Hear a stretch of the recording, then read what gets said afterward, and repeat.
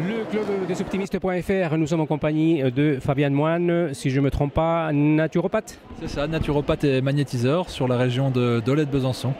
Alors vite fait, rapidement, c'est quoi la naturopathie? Alors, la naturopathie, c'est le fait de prendre soin de la santé du corps de l'individu de manière respectueuse et physiologique en s'attardant sur des techniques naturelles.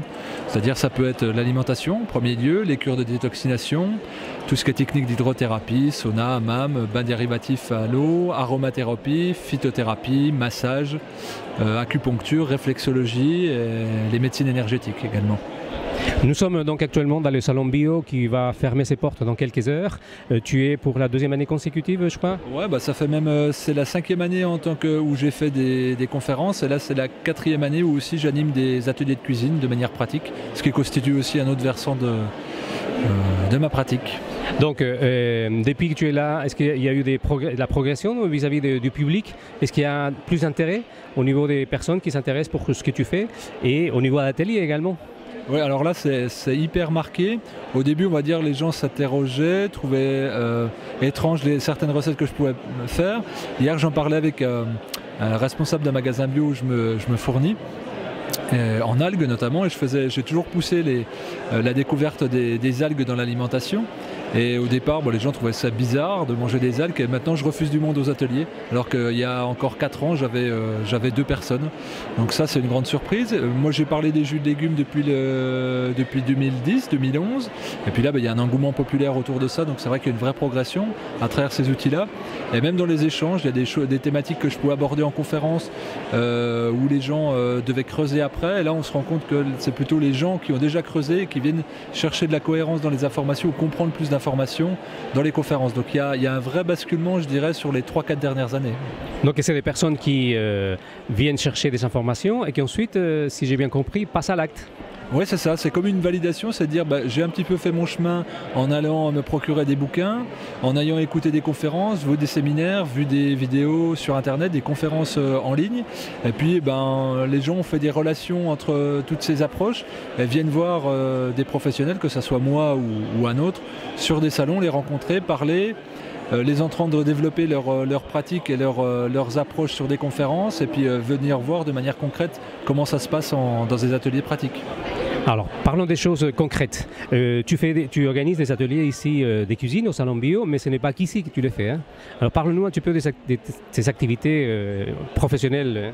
Alors, à la base, moi, j'ai toujours considéré la santé comme quelque chose de pratique et de pragmatique, et que j'ai plaisir à enseigner, parce que là j'en suis bientôt à 100 conférences sur les 5 dernières années. Je donne des cours aussi dans une école de naturopathie, mais le but ça a toujours été d'être pratique, de coller au quotidien chez les gens, avec une alimentation facile à faire, des recettes facilement applicables, très peu coûteuses en budget et facilement reproductibles. Et donc du coup j'ai toujours on va dire un peu battu le terrain là-dessus, donc sur des congrès, sur des salons, en magasin bio, dans des restaurants, partout où je pouvais le faire, dans des écoles aussi, dans des activités avec des jeunes.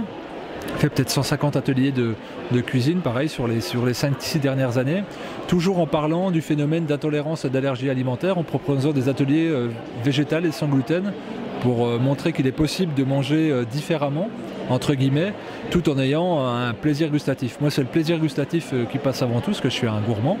Donc, je ne suis pas un dogmatique ni quelqu'un qui refuse les plaisirs de la vie, au contraire. Donc, pour moi, la naturopathie et la santé, c'est quelque chose d'absolument joyeux. Et donc, je veux le faire partager aux gens sur des ateliers. Là, ce que je peux faire sur salon, c'est des ateliers découvertes qui durent 3/4 d'heure, 1 heure, et où je montre des produits phares de la santé ou de la bio, on va dire. Et puis avec des différentes farines, différents types de sucre. Et voilà, et donc ça a toujours avec ce même plaisir de partager ensemble. Une des croyances, je pense qu'on a actuellement, c'est le mot plaisir. Est-ce qu'on s'est fait vraiment plaisir avec des légumes, avec de la salade? Alors, si tu te rappelles, il y a 2 ans, pour la journée des optimistes, j'avais fait une conférence qui s'appelait l'alimentation santé dans la joie et non dans la frustration.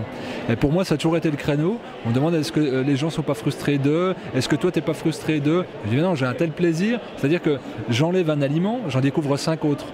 Donc je découvre des saveurs, je découvre des associations, je découvre des textures, je découvre des mélanges, et des couleurs aussi qui sont absolument fantastiques. Donc pour moi en fait c'est pas je restreins mon alimentation, c'est j'en découvre une autre. Ça a toujours été ma démarche et moi je l'ai vécu comme moi je veux plutôt le verre à moitié plein qu'à moitié vide. Et ouais, clairement, sinon je ne répondrai pas à tes questions parce que c'est vraiment ce plaisir-là. Et quand les gens pensent qu'il va y avoir un régime d'exclusion, en fait ils n'imaginent pas quel plaisir il peut y avoir à découvrir d'autres ingrédients. On estime qu'en sur 20 ou 30 ans de vie, les gens tournent entre 7, 8, 10 menus maximum. C'est énorme. Ouais, c'est énormément peu, ouais. Donc du coup, là c'est une occasion formidable de changer.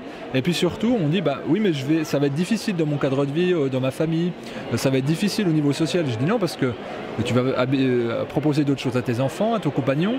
Je dis ton compagnon parce que généralement c'est beaucoup plus les femmes. Parce que c'est bien connu que les femmes sont plus malades que les hommes. Voilà, surtout plus heureux, c'est ça. Et donc du coup, je dis toi-même tu apporteras le dessert ou l'entrée quand tu seras invité. Et à ton tour, tu feras découvrir d'autres saveurs. Et c'est toujours bien accueilli. Et pour le coup des algues, c'est hyper significatif. C'est que les enfants adorent moi je fais beaucoup de tartare d'algues, les tartares d'algues. Et quand on amène ça en apéritif ou quand on propose ça en apéritif, c'est toujours apprécié. Donc il y a vraiment moyen de se faire plaisir. Et moi je mise sur le plaisir. Et c'est pas du tout quelque chose d'austère. De dogmatique, c'est vraiment le plaisir avant tout. Bon, voilà, on peut dire que je suis convaincu au niveau de plaisir, mais tu sais, on est dans un monde où tout va très vite. Est-ce que la cuisine que tu proposes peut être faite par des gens qui sont toujours pressés, qui n'ont pas le temps? Bien sûr, c'est le but, c'est de coller à la contrainte des gens. On va dire, si je fais de la naturopathie théorique, j'échoue dans ma mission, entre guillemets, d'aide à la personne. C'est-à-dire que le but, c'est de coller au contexte de chacun. C'est-à-dire, si la personne travaille de nuit, si la personne est une mère célibataire qu'elle a 3 enfants, si elle a peu de revenus, si elle est très loin des sources d'approvisionnement de magasins biologiques par exemple, ou de fruits et légumes frais, il faut tenir compte de ça. Et moi j'en tiens compte dans ma pratique. C'est le contexte qui détermine beaucoup ma pratique. Et moi je conseille souvent par exemple des ustensiles pour presser les légumes rapidement, pour les couper rapidement, des cuits-vapeurs qui font des choses rapides, et puis surtout je donne des recettes très simples. Là dans 10 minutes je vais faire un pâté végétal. C'est pour montrer qu'avec j'achète volontairement du matériel très peu cher, souvent même en vide-grenier, pour dire tu as une centrifugeuse à 20 €, tu as un mixeur à 10 € d'occasion. T'as pas besoin d'avoir un budget, t'as pas besoin d'avoir beaucoup de place, il suffit juste de t'approvisionner. Et des fois en bio tu vas avoir des promos, et puis tu vas avoir des maraîchages, ce qui permet de favoriser les circuits courts, ce qui donne une occasion de sortie aussi avec les enfants, une sortie qui n'est pas payante, de rencontrer de nouvelles personnes, d'avoir des idées de recettes partagées par les maraîchers. J'essaye de vraiment donner un cadre très global et pas juste dire il faut manger des fruits et des légumes frais. Voilà, S5. Donc ça serait trop réducteur, et la personne est perdue avec ça si ça change trop du contexte dans lequel elle évolue. Fabien, les activités, ateliers de cuisine ou quel autre stage tu proposes? Alors de plus en plus, on me faisait la demande depuis plusieurs années de faire des stages. Donc depuis 1 an et demi, je fais des stages de cuisine justement, où je propose sur 3 jours de faire une dizaine de recettes de cuisine. Ça peut être les graines germées, ça peut être les jus, ça peut être les tartares d'algues, ça peut être les tisanes, ça peut être les bouillons, ça peut être les pâtés végétaux, ça peut être la cuisson diverses cuissons des légumes, les gratins, les salades de fruits, les petits déjeuners. Enfin bref, on vit ensemble pendant 2-3 jours et tu me connais, j'aime beaucoup parler et partager, donc toute la journée on parle, mais je fais aussi des activités qui prennent la dimension globale de l'être humain, donc des exercices respiratoires, du Qigong, c'est adapté tout est lié, l'humain c'est pas que l'alimentation, la santé humaine c'est pas que l'alimentation, et moi je dirais que c'est surtout le stress. Et donc du coup je travaille aussi de faire aussi un travail sur les obstructions émotionnelles, tous les blocages qu'on peut avoir au niveau de notre stress. Je travaille dessus et je donne des exercices pratiques, de la cohérence cardiaque, de la biorespiration, des Qigong, des automassages, de la réflexologie plantaire, et puis des préparations de diverses formes de préparation de plantes pour travailler dessus. Et puis j'organise aussi des stages de jeûne où je propose aux gens d'être encadrés d'un point de vue professionnel dans jeûne et de la détoxination, où là je prépare les gens à la descente alimentaire pendant 3 semaines. J'accueille les gens pendant 1 semaine et je les encadre, et puis après je les accompagne pendant la reprise. Et pareil, pendant ce jeûne-là, alors là j'inclus encore d'autres choses, c'est des activités artistiques. Ça peut être de l'écriture, des activités telles que le dessin, la peinture, pour justement être plutôt dans le cerveau droit, on va dire, dans la créativité, le subconscient, et puis dans le plaisir, et pas vivre ça comme quelque chose d'austère, quand bien même c'est dans un ancien monastère, dans ce monastère de Nans-sous-Sainte-Anne, qui est absolument merveilleux.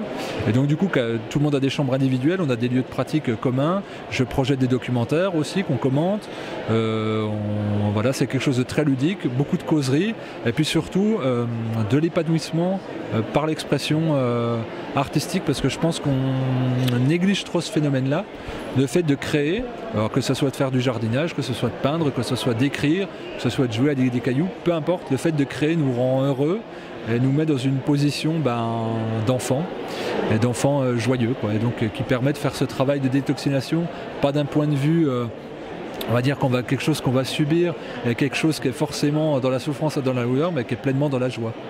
Les dates? Alors les dates, les prochains, donc au mois de juillet, c'est du 10 au 17 juillet, toujours à Nans-sous-Sainte-Anne, et puis du 17 au 24 septembre. Voilà, j'en propose au moins 3 par an. Donc au changement de saison au mois de mars pour le printemps, à l'automne, et puis donc en été. Voilà, donc là, tous les renseignements peuvent se trouver sur mon site internet, donc nutrinami.fr. Et puis là où j'explique, j'ai plusieurs vidéos.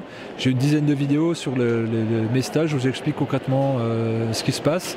Et, parce que c'est une approche à part, c'est une approche que je dis holistique, globale. C'est-à-dire le jeûne, c'est pas juste détoxifier.